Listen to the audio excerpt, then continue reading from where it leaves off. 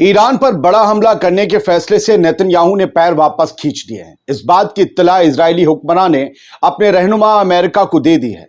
तो क्या ईरान की पावर ने बेंजामिन नेतन्याहू के दिल में डर पैदा कर दिया है, या फिर ये एक रीजनल वॉर को छिड़ने से रोकने की कोशिश है? आइए बताते हैं आपको कि नेतन्याहू ने पीछे हटने का क्या फैसला लिया है और ईरान की धमक इससे कैसे और ज्यादा बढ़ गई है, ये बताऊं। लेकिन उससे पहले एक बहुत बड़े इंसिडेंट के बारे में बहुत मुख्तसर से लफ्जों में जान लीजिए कि ये खबर है कि लेबनान के हिजबुल्लाह ने पहली बार इजराइल पर बैलिस्टिक मिसाइलें दागी हैं। 14 अक्टूबर को ईरान की इरना न्यूज एजेंसी में छपी इस खबर की हेडलाइन को देखिए, Lebanon fires ballistic missiles at Tel Aviv and Haifa. ज़ायनी मीडिया ने बताया कि पहली बार, ये लिखता है इरना कि ज़ायनी मीडिया ने बताया कि पहली बार लेबनान को पार करके बैलिस्टिक मिसाइलें इजरायली कब्जे वाले इलाकों में पहुंची। इस सबसे बड़े हमले ने 2 मिलियन ज़ायनियों को, 20 लाख ज़ायनियों को बम शेल्टर्स में छुपने के लिए मजबूर कर दिया। जान बचानी पड़ी उन्हें अपनी, क्योंकि बैलिस्टिक मिसाइल रोके तो रुकती नहीं। रिपोर्ट्स में यह भी कहा गया कि हाइफा में सायरन की आवाजें सुनी गई। शहर के साउथ के हिस्से में बड़े धमाकों की भी खबर है। कथित तौर पर एक नेवल अड्डे पर, एक नौसैनिक अड्डे पर हमलों को अंजाम दिया गया था, यानी नेवल बेस को निशाना बनाया गया था हिजबुल्लाह की तरफ से। लेबनान के अल मायदीन टीवी ने भी यह बताया कि कब्जे वाले इलाकों में पहली बार लेबनान से 2 बैलिस्टिक मिसाइलें दागी गई हैं। यह बेहद बड़ी खबर है दोस्तों कि हिजबुल्लाह के जखीरे में बैलिस्टिक मिसाइलें भी हैं, जिसे रॉकेट तक ना रोक सकने वाले इजराइल के डिफेंस सिस्टम्स रोक पाएंगे, ऐसा सोचना मजाक लगता है। चाहे हाउथीज की बैलिस्टिक मिसाइल्स आए या ईरान की, हमने देखा है तेल अवीव में इजराइल के बाकी हिस्सों में तबाही होती। अब तो हिजबुल्लाह के हाथ में भी बैलिस्टिक मिसाइलें, और क्या क्या है पता नहीं। अब आते हैं बेंजामिन नेतन्याहू और ईरान की खबर पर, असल खबर पर जो आप देखते आए। इजरायली अखबार द टाइम्स ऑफ इजराइल में ही खबर छपी है, Netanyahu told Biden Israel will not attack Iran nuclear and energy sites. Netanyahu ने बाइडेन से कहा कि इजराइल ईरानी परमाणु ऊर्जा स्थलों पर हमला नहीं करेगा, न पावर स्टेशन पर, न न्यूक्लियर फैसिलिटीज पर। इजराइल को advance anti ballistic missile air defence system भेजने के अमेरिकी जो फैसले सामने आए, इजराइल को advanced anti ballistic missile air defence system भेजने का अमेरिकी फैसला नेतन्याहू के नरम रुख की एक बड़ी वजह बताया जा रहा है, लेकिन हकीकत कुछ और भी है। सही माना जाए दोस्तों तो ये नेतन्याहू का डर है, जो ईरान पर अब तक का बड़ा हमला करने का जो उनका दावा था उससे वो पीछे हट रहे हैं, क्योंकि उन्हें पता है कि ईरान ने अरब ममालिक को सीधी वार्निंग देकर इजराइल के लिए दूसरों के एयर स्पेस में घुसकर हमला करने के इरादे को मुश्किल बना दिया है। अरब ममालिक ने कहा हम अपना एयर स्पेस नहीं देंगे इजराइल को। दूसरी तरफ ईरान भी खुद इजराइल पर एक दूसरे बड़े हमले की तैयारी कर रहा है। इस तैयारी से जुड़ी जो रिपोर्ट्स बाहर आई हैं, उन्होंने जो बाइडेन हुकूमत को कैलकुलेशन करने पर मजबूर कर दिया, और बाइडेन इस नतीजे पर पहुंचे कि अगर इजराइल ने ईरान पर कोई बड़ा हमला किया तो ईरान इतना जबरदस्त जवाब देगा कि इजराइल का नक्शा सिकुड़ जाएगा, जो उसे फैलाने की आदत है। अभी मैं आपको वजह बताऊंगा। हिजबुल्लाह चीफ हसन नसरल्लाह के कत्ल का बदला लेने के लिए ईरान की तरफ से 1 अक्टूबर को, इसी को, इजराइल पर लगभग 200 बैलिस्टिक मिसाइलें दागे जाने के बाद मिडिल ईस्ट में कई हफ्तों से हाई अलर्ट घोषित है। पूरा मिडिल ईस्ट हाई अलर्ट पर है, कभी भी ईरान पर हमला हो सकता है। इजराइल का वादा है कि हम बदला लेंगे, और पूरा मिडिल ईस्ट उसका इंतजार कर रहा है। लेकिन बेंजामिन नेतन्याहू ने ईरान पर बड़े हमले से कदम अब पीछे खींच लिए हैं। तो खींचे क्यों हैं? बड़ा हमला नहीं करेंगे, न्यूक्लियर फैसिलिटीज, पावर फैसिलिटीज निशाना नहीं बनाएंगे। असल में अमेरिका ने बड़े पैमाने पर ईरान के हमले की जवाबी कार्रवाई करने के लिए इजराइल को नरम करने की कोशिश की है, इस डर से कि जैसे को तैसा की बढ़ती सनक पूरे मिडिल ईस्ट में दूसरे ममालिक को भी इस जंग की आग में झुलसा देगी, और इजराइल के साथ ही रीजन में अमेरिका के वजूद के लिए भी, कम से कम मिलिट्री वजूद के लिए खतरा बन जाएगा। नेतन्याहू के पीछे हटने की दूसरी बड़ी वजह है अमेरिका का इलेक्शन, प्रेसिडेंशियल इलेक्शन नवंबर में है।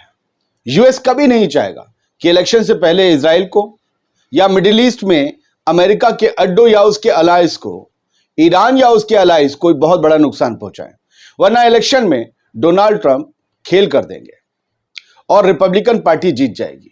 अभी तो डेमोक्रेट्स की कमला हैरिस आगे लग रही हैं, जो बाइडेन की नायब। लेकिन अगर मिडिल ईस्ट आग में झुलसा जंग की, तेल के दाम बढ़े, इजराइल को खतरा हुआ या नुकसान हुआ, ये तीनों ही फैक्टर अमेरिका में जो मौजूदा सत्ताधारी पार्टी है डेमोक्रेट्स की, उसे नुकसान होगा। तो ये जंग के साथ साथ एक सियासत का भी खेल है और पावर बैलेंसिंग के साथ साथ पॉलिटिकल बैलेंसिंग भी है। और सिर्फ पॉलिटिकल और पावर नहीं, ईरान की पावर तो दुनिया ने देख ली। दुनिया ने ये देख लिया कि आयरन डोम और बाकी जो भी एयर डिफेंस सिस्टम इजराइल के पास है वो बिल्कुल ईरान की मिसाइल्स को रोक नहीं सकते। इजराइल का बहुत बड़ा नुकसान हुआ, उसे वो छुपा रहा है।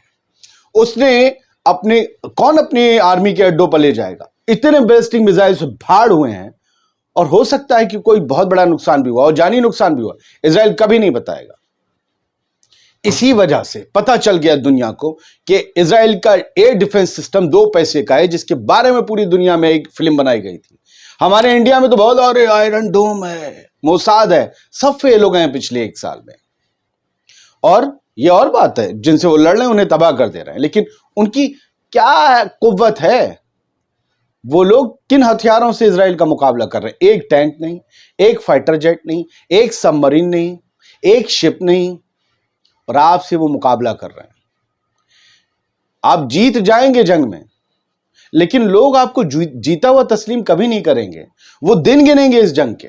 सही कह रहा हूं मैं, दुनिया दिन गिनेगी। दुनिया दिन गिनेगी, मुद्दत को काउंट करेगी, पूछेगी एक रेजिस्टेंस, 1-2 रेजिस्टेंस मूवमेंट से आप इतने लंबे जो है मुद्दत तक उलझे रहे, जबकि आपके पीछे दुनिया की सुपर पावर खड़ी थी। उसके हथियार थे जो बच्चों और औरतों पर आप गिरा रहे थे। आपके पास आपकी टेक्नोलॉजी थी जिसका भोकाल इधर वाले लोग बजाते हैं, भजन कीर्तन करने लगते हैं उठाकर, इजराइल इजराइल इजराइल इजराइल। आप तब भी नहीं जीत पाए। अब एक खबर देखिए, बड़ी दिलचस्प है, टाइम्स ऑफ इजराइल के हवाले से। परसों रात या कल सुबह एक हमला किया हिजबुल्लाह ने। आपको याद है, मैस में इजराइल की जो मिलिट्री बेस था उसमें मैस में अंदर घुस के डाइनिंग हॉल में घुस के ड्रोन गया और 4 फौजी उसमें मर गए। जो इजराइल का कहना है 4 मरे। अब मरे वो कितने भी हों, इजराइल तो वैसे भी कहा जाता है कि तादाद छुपा लेता है। खैर 4 मरे मान ले रहे हैं, इनकी ऑफिशियल मान ले रहे हैं, 4 मर गए भाई।